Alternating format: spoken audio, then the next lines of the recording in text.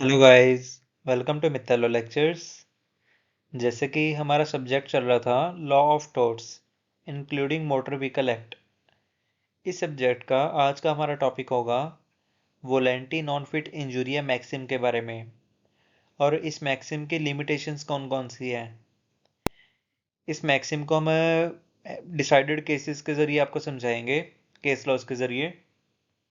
It is a well established rule of common law that if any person himself invites a danger and injury caused to him, nobody shall be responsible for such injury।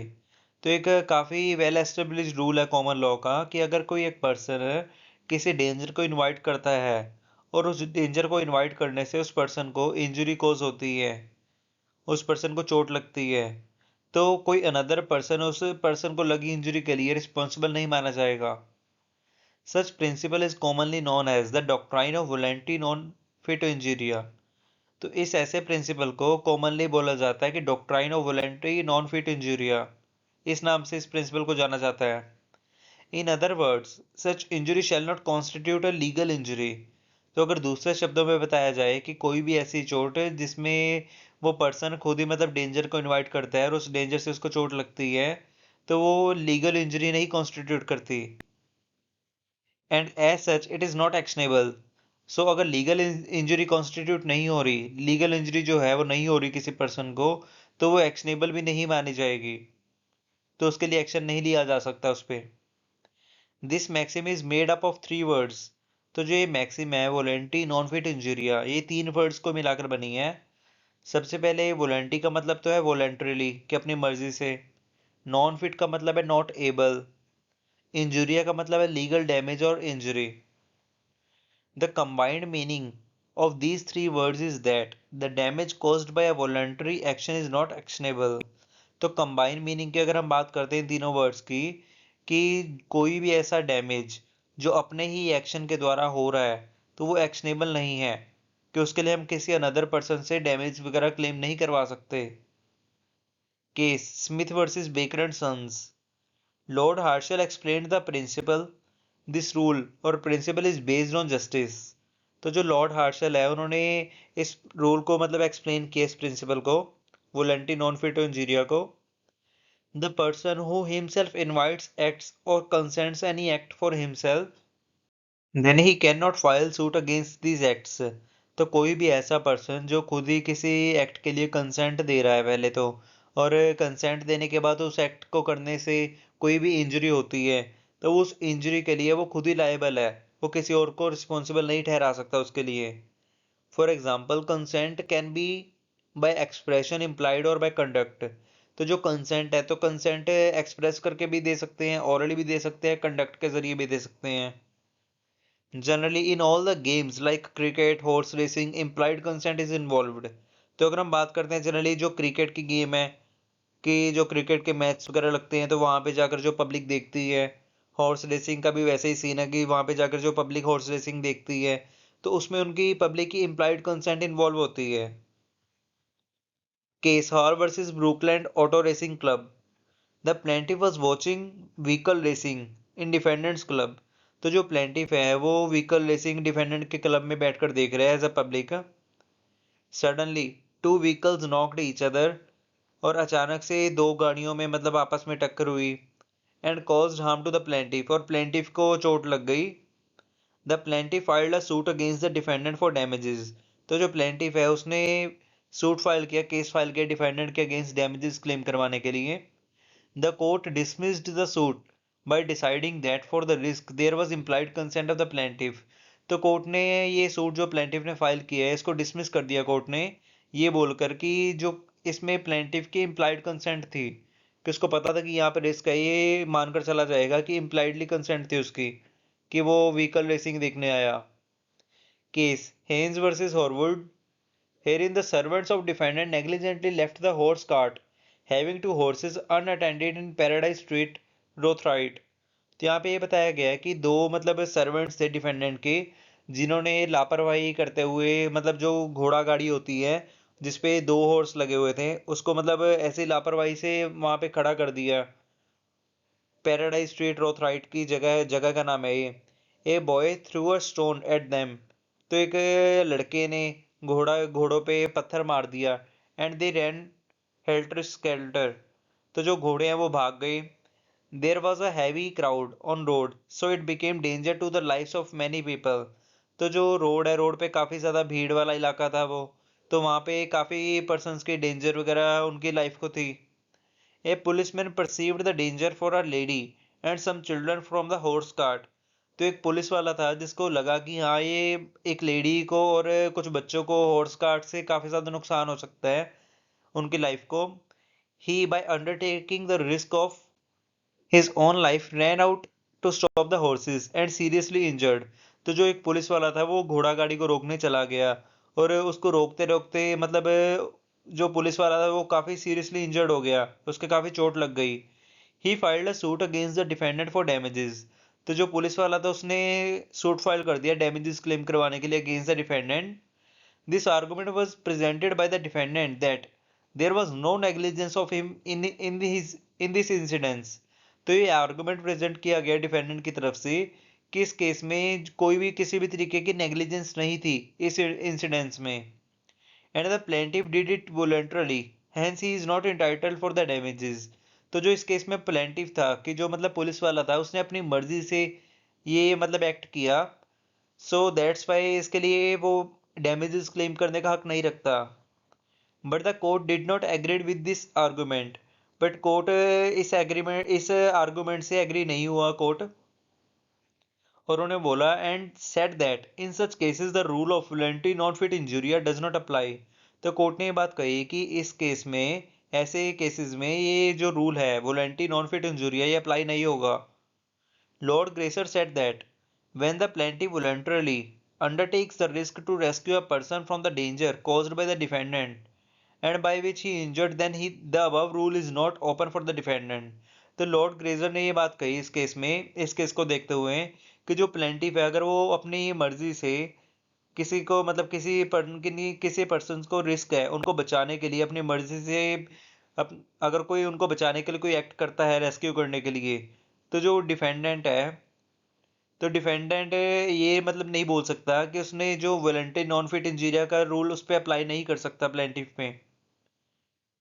Case imperial chemical industries versus शॉर्टवेल।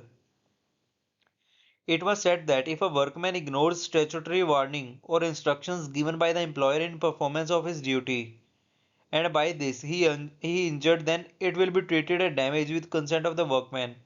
तो इस case में ये बताया गया था कि अगर कोई वर्कमैन इग्नोर करता है, कोई स्टैट्यूटरी वार्निंग वगैरह दी गई है एम्प्लॉयर की तरफ से या कुछ इंस्ट्रक्शंस वगैरह दी गई हैं एम्प्लॉयर की तरफ से, उन इंस्ट्रक्शंस को फॉलो नहीं करता और वो ड्यूटी अपनी परफॉर्म करता है फिर भी, एंड बाय दिस और वो काम करने से, वो ड्यूटी करने से वो बैडली इंजर्ड हो जाता है, उसको काफ़ी ज़्यादा चोट लग जाती है। तो ये मानकर चला जाएगा कि ये ऐसा एक्ट जो उसने किया है जिसकी वजह से उसको इंजरी हुई है, उसमें वर्कमैन की मतलब अपनी उसकी कंसेंट थी, ये मानकर चला जाएगा। कि जैसे फॉर एग्जांपल के लिए हम बता देते हैं कि कोई वेल्डिंग की शॉप्स वगैरह हैं, तो वहाँ पे जो एम्प्लॉयर है उसने वहाँ पे इंस्ट्रक्शंस लिखे हुए हैं कि अगर किसी भी एम्प्लॉय ने काम करना है, वेल्डिंग का काम करना है, तो अपनी जो भी है मतलब वो स्पेक्स वगैरह गोगल्स टाइप में लगाते हैं कि उनको लगा कर ही अपना काम करे। तो अगर उसके बावजूद भी कोई भी एम्प्लॉय जो है उनका वो बिना गोगल्स यूज़ किए वो काम कर रहा है, तो उसको अगर कोई इंजरी हो रही है तो उसके लिए वो वर्कमैन की कंसेंट मानी जाएगी, ना कि एम्प्लॉयर की कोई गलती।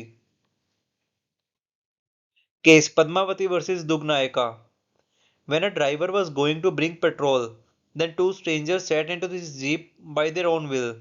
जब एक ड्राइवर जो था वो पेट्रोल डलवाने के लिए पेट्रोल पंप पे गया तो दो अजनबी उसकी जीप में बैठ गए अपनी मर्जी से। On the way the jeep relapsed and the two person came out of the jeep. तो रास्ते में क्या हुआ, जो जीप है वो मतलब कोई भी उसमें प्रॉब्लम आ गई और जो दो पर्सन थे वो तो उस जीप में से निकल गए। And one died and other got injured. तो जैसे टोटल तो तीन पर्सन थे, तो एक पर्सन की डेथ हो गई और दूसरा जो काफ़ी ज़्यादा बैडली इंजर हो गया। The high court did not held the driver of the jeep guilty. तो हाई कोर्ट ने ड्राइवर जो जीप का ड्राइवर था उसको गिल्टी नहीं माना, उसकी गलती नहीं मानी इस केस में, because firstly it was an accident. Because सबसे पहले तो एक एक्सीडेंट है, ये कुछ पता तो था नहीं, नोइंगली तो था नहीं कि हाँ ऐसा हो सकता है, तो ये एक एक्सीडेंट है। And secondly they set in jeep willingly. तो दूसरी बात इसमें ये बताई गई है, जो वो दो अजनबी थे वो अपनी मर्जी से जीप में बैठे थे, इस वजह से इस केस में वॉलंटरी नॉन फिट इंजूरिया को फॉलो नहीं किया गया, उसको अप्लाई नहीं किया गया। Necessary conditions from the above discussions, following conditions are identified for applicability of above rule और मैक्सिम। तो ये कुछ कंडीशंस हैं जिसमें वॉलंटरी नॉन फिट इंजूरिया तभी अप्लाई होगा अगर ये सारी कंडीशंस पूरी की गई हैं। तो सबसे पहले इसमें कंडीशन है कंसेंट की मर्जी, अगर तो मर्जी है तो इस केस में वो जो रूल है वॉलंटरी नॉन फिट इंजूरिया का वो अप्लाई होगा। दूसरी इसमें बात कही गई कंसेंट मस्ट बी वॉलंटरली, तो जो कंसेंट है वो उनकी प्रॉपर मर्जी से होनी चाहिए। Consent must be for the legal acts, तो जो कंसेंट ली गई है वो लीगल एक्ट्स के लिए होनी चाहिए, ना कि इलीगल एक्ट्स के लिए। The knowledge of risk is not the same thing as consent to run the risk, अगर रिस्क की नॉलेज है तो ये मानकर नहीं चला जाएगा कि वो कंसेंट दे दी गई रिस्क को रन करने के लिए, रिस्क के साथ काम करने के लिए, ये नहीं माना जाएगा। The act done by the defendant must be same which was consented by the plaintiff, तो जो एक्ट डिफेंडेंट की तरफ से किया जा रहा है वो सेम वही होना चाहिए जिसके लिए प्लेंटिफ से कंसेंट ली गई है। The act must be done with in the limits for which the consent was given, तो जो एक्ट किया जा रहा है डिफेंडेंट की तरफ से वो उन लिमिट्स के अंदर होना चाहिए जितनी लिमिट्स में कंसेंट ली गई है प्लेंटिफ से उस काम को करने के लिए। The cases below are related to the above conditions, तो जो ये केसेस बताए जाएंगे ये ऊपर जो हमने कंडीशंस अभी डिस्कस करी हैं उन कंडीशंस को देखते हुए बताए जा रहे हैं। Case R versus Donovan, it was decided that some requirements and rules must be followed in the game of boxing, तो ये इस केस में डिसाइड किया गया कि कुछ रिक्वायरमेंट्स या रूल्स हैं जो कि फॉलो किए जाने चाहिए बॉक्सिंग की गेम में। And one of the rule is to wear the gloves, तो उनमें से एक रूल ये भी है कि ग्लव्स को वियर करना, ग्लव्स को पहनकर बॉक्सिंग करना। If someone does not follow the rule और use sharp edge weapons then it will be considered illegal, तो अगर कोई पर्सन उन रूल्स को फॉलो नहीं करता और शार्प एज वेपन्स यूज करता है बॉक्सिंग के गेम में तो ये मानकर चला जाएगा कि उसने जो एक्ट किया है वो इलीगल एक्ट है उसका। And no benefit of consent will be allowed in such cases, तो ऐसे केसेस में जो कंसेंट का बेनिफिट है वो अलाउड नहीं किया जाएगा। Case R versus Williams, this case is a good example of voluntarily consent. In this case, a music teacher had intercourse with his pupil of 16 years age under a statement that this act is compulsory for refinement of her voice। तो इस case में क्या हुआ, सबसे पहली बात तो ये वॉलंटरली कंसेंट का एक काफी अच्छे एग्जांपल है इस केस की। इस केस में क्या हुआ, एक म्यूजिक टीचर है जिसने मतलब इंटरकोर्स किया, सेक्सुअल इंटरकोर्स अपने स्टूडेंट से, जो उसकी स्टूडेंट 16 साल की थी, उसको ये स्टेटमेंट देकर ये बोला गया स्टूडेंट को कि ये कंपलसरी है ताकि तुम्हारी आवाज और भी अच्छी हो पाए। The court by not recognizing it as a consent considered it as a rape, तो कोर्ट ने इसको कंसेंट कंसिडर नहीं किया बल्कि इसको कंसिडर रेप किया गया इस केस को, इस एक्ट को। Because that girl was not in know that she will be raped, because उस गर्ल को ये नहीं पता था कि वो उसको रेप किया जा रहा है टीचर की तरफ से। She was under impression that the music teacher wants to operate surgically for refinement of her voice, उसको बस यही इम्प्रेशन, मतलब उसको सिर्फ यही पता था कि जो म्यूजिक टीचर है वो उसका मतलब ऑपरेशन कर रहे हैं सर्जिकली कि ताकि उसकी वॉइस जो है वो और भी अच्छी हो सके। लिमिटेशंस ऑफ दिस मैक्सिम, अब हम बात करेंगे वॉलंटरी नॉन फिट इंजूरिया जो मैक्सिम है इसके लिमिटेशंस क्या क्या हैं। There are many limitations of this maxim volenti non fit injuria and this rule does not apply in the following cases, तो ये ऐसे, सबसे पहले तो हमने कंडीशंस की बात कर रही थी कि जहां जहां पे वो कंडीशंस अप्लाई हो रही हैं वहां वहां पे voluntary non fit injuria apply होगा। अब हम बात करेंगे लिमिटेशंस की कि कौन कौन से ऐसे केसेस हैं जहां पे वॉलंटरी नॉन फिट इंजूरिया का जो मैक्सिम या रूल है या प्रिंसिपल है ये अप्लाई नहीं होगा।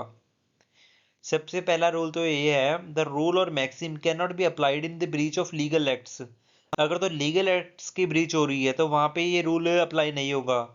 If a person or institution violates of such an act which has been imposed upon him by any law, तो इसमें ये बताया गया कि अगर कोई भी पर्सन है, कोई भी इंस्टीट्यूशन ऐसा किसी एक्ट को वायलेट करता है, ऐसे किसी एक्ट को मतलब करता है जिससे लॉ, कोई भी ऐसा लॉ वायलेट हो रहा है,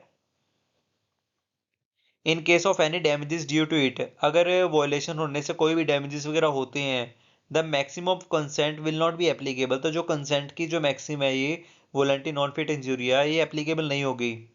इलस्ट्रेशन, तो एग्जाम्पल के जरिए काफ़ी अच्छे से समझाया जा रहा है। If a rule or legal arrangement has been made under the labor law that no employment to the females will be given for night duty in a factory, तो अगर ये रूल की बात की जा रही है, लीगल अरेंजमेंट की बात की जा रही है कि लेबर लॉ में बताया गया है कि कोई भी फीमेल, किसी भी फीमेल्स को एम्प्लॉयमेंट मतलब रात में एम्प्लॉयमेंट नहीं की जाएगी, नाइट ड्यूटी पे नहीं रखा जाएगा फैक्ट्रीज में, then in contravention to this rule if an employment is given to a female candidate, और उस रूल को वॉयलेट करते हुए अगर कोई भी एम्प्लॉयर जो है वो एम्प्लॉयमेंट में रखता है फीमेल कैंडिडेट को नाइट ड्यूटी पे, and by which the damages occur to that female candidate, then the employer could not take defense that the female candidate was herself agreed to for coming in employment on night duty। तो अगर इस case में क्या हुआ कि female candidate जो है अगर वो डैमेजेस के लिए क्लेम करती है, तो एम्प्लॉयर ये बोलकर डिफेंस नहीं ले सकता कि जो फीमेल कैंडिडेट है उसने कंसेंट दी थी नाइट ड्यूटी करने के लिए। तो मतलब वोलेंटी नाइन फिट नॉन फिट इंजीरिया का वो डिफेंस नहीं ले सकता डिफेंडेंट, या हम बोल सकते हैं एम्प्लॉयर। सेकंड इसमें रूल है या लिमिटेशन है, in this matter of defence this principle is not applied, तो जो ये डिफेंस की हम बात करेंगे इस मैटर में ये प्रिंसिपल अप्लाई नहीं होगा। According to it, if a person voluntarily undertakes the risk to rescue a person from the danger caused by the defendant then this maxim will not be applicable। तो इस case में क्या बताया गया कि अगर कोई पर्सन, जैसे हमने बात करी थी पुलिस वाले केस की, कि जिसमें हॉर्स कार्ट जो है उस पे बच्चा एक पत्थर मार देता है तो घोड़ा गाड़ी वो भागने लगती है, घोड़े भागने लगते हैं, और जिसकी वजह से पुलिस वाले को लगता है कि आगे कुछ काफी ज्यादा भीड़ है और कुछ लोगों को मतलब उनकी डेथ वगैरह हो सकती है अगर घोड़े वगैरह ने उनको जख्मी वगैरह कर दिया तो उनको बचाने के लिए, रेस्क्यू करने के लिए वो अपने आप को रिस्क में डाल लेते हैं।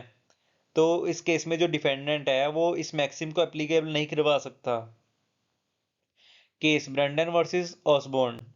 In this case, the plaintiff and her husband were customers in a shop in which glass in a skylight of the roof was broken owing to the negligence of the contractor who built it। तो इस case में क्या हुआ, plaintiff और उसके husband जो है वो दोनों कस्टमर थे, एक शॉप पे कस्टमर बनकर गए थे जिसकी जो शॉप है उसकी जो छत थी वहां से एक मतलब कांच का टुकड़ा जो है, एक लाइट वगैरह वहां पे लगी हुई थी ग्लास में, तो वो उसकी लाइट का जो कांच का टुकड़ा है वो कॉन्ट्रैक्टर ने गलती की जिसकी वजह से वो आकर गिर गया।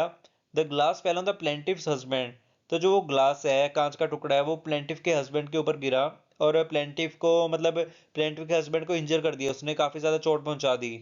The plaintiff in trying to save her husband, तो जो प्लेंटिव उसकी वाइफ है मतलब प्लेंटिव जो वाइफ है उसकी, तो उसने अपने हस्बैंड को बचाने की ट्राई की जिसकी वजह से उसकी भी लेग पे चोट लग गई और सीरियस इंजरी हो गई उसके लेग पे। In an action to recover damages from the contractor, तो इस एक्शन को देखते हुए कॉन्ट्रैक्टर से जो डैमेजेस क्लेम करवाने के लिए उन्होंने उस पर केस फाइल किया, तो इट वाज हेल्ड दैट, तो कोर्ट ने डिसाइड किया कि wife has also entitle to damages. तो यहाँ पे ये बताया गया कि वाइफ भी डैमेजेस क्लेम करवाने के लिए इंटाइटल हक रखती है, and her conduct in the circumstances was perfectly natural and instructive. तो कोर्ट ने ये भी डिसाइड किया कि जो वाइफ का ये कंडक्ट था ये सर्कमस्टांसेस को देखते हुए कि मतलब सारी सिचुएशन को देखते हुए परफेक्टली नेचुरल था, कि इमेजिनरी नहीं था और उसी मतलब इंसिडेंट से जुड़ा हुआ था। Here the maxim will not be applicable, तो दैट्स वाई इस केस में वोलेंटरी नॉन फिट इंजूरिया की मैक्सिम जो है वो एप्लीकेबल नहीं की जाएगी। थर्ड इसमें रूल है कि थर्ड इसकी लिमिटेशन है, the maxim also does not apply in the matter of negligence और केयरलेसनेस। तो ये जो मैक्सिम है वोलेंटरी नॉन फिट इंजूरिया, ये नेग्लिजेंस और केयरलेसनेस के मैटर में भी अप्लाई नहीं की जाएगी। This can be cleared by an example, तो इसके एक एग्जाम्पल के जरिए हम समझाएंगे। A voluntarily undertake surgical operation from doctor B, A नाम का पर्सन है जिसने डॉक्टर से अपना सर्जिकल ऑपरेशन करवाने की मतलब विशेष वगैरह प्रकट की, तो डॉक्टर के पास वो सर्जिकल ऑपरेशन करवाने के लिए गया कोई भी, तो डॉक्टर रिस्पॉन्सिबल नहीं है। अगर कोई भी मतलब जो ऑपरेशन वो कर रहा है, अगर वो ऑपरेशन फेल हो गया तो उसके लिए डॉक्टर रिस्पॉन्सिबल नहीं माना जाता। But the surgical operation fails due to negligence और केयरलेसनेस ऑफ डॉक्टर। बट अगर तो जो वो ऑपरेशन है वो डॉक्टर की गलती की वजह से या डॉक्टर ने पूरा ध्यान नहीं दिया, केयरलेसनेस मतलब दिखाई, तो उस वजह से अगर वो फेल हुआ, then doctor will be responsible for it. तो उस केस में डॉक्टर जो है वो रिस्पॉन्सिबल माना जाएगा डॉक्टर को, because the consent of a hair was not for the carelessness of the doctor. तो वो यहाँ पे ये बताया गया है कि जो ए ने कंसेंट दी है, वो उसने डॉक्टर को कंसेंट दी ऑपरेशन करने की, ना कि लापरवाही बरतन यूज करने की, ना कि लापरवाही दिखाने की। The rule of consent will not be applicable here. तो इस केस में भी कंसेंट का जो रूल है वो एप्लीकेबल नहीं होगा, वोलेंटरी नॉन फिट इंजूरिया एप्लीकेबल नहीं होगा। From the above discussions, three limitations of voluntary non-fit injuria become clear, where this maxim or rule does not apply। तो जो ऊपर हमने डिस्कशन करी है उनको देखते हुए तीन लिमिटेशंस ये बताई जा रही हैं वॉलंटरी नॉन फिट इंजूरिया में। जो लिमिटेशंस हैं जहां जहां वॉलंटरी नॉन फिट इंजूरिया का जो मैक्सिमम है वो अप्लाई नहीं होगी। इन the matter of breach of legal duty, अगर तो लीगल ड्यूटी ब्रीच होती है तो वहां पे ये प्रिंसिपल अप्लाई नहीं होगा, ये मैक्सिमम अप्लाई नहीं होगी। इन द मैटर ऑफ डिफेंस, तो अगर तो किसी को रेस्क्यू करने के लिए, किसी को मतलब किसी को रेस्क्यू करने के लिए अगर कोई पर्सन ऐसा कुछ कर रहा है तो उस पर ये मैक्सिमम अप्लाई नहीं होगी उस केस में। इन द मैटर ऑफ नेग्लिजेंस, तो अगर कोई नेग्लिजेंस का केस है तो वहां पे भी ये मैक्सिमम अप्लाई नहीं होगी। Okay guys, thank you for watching my video. Please subscribe my channel.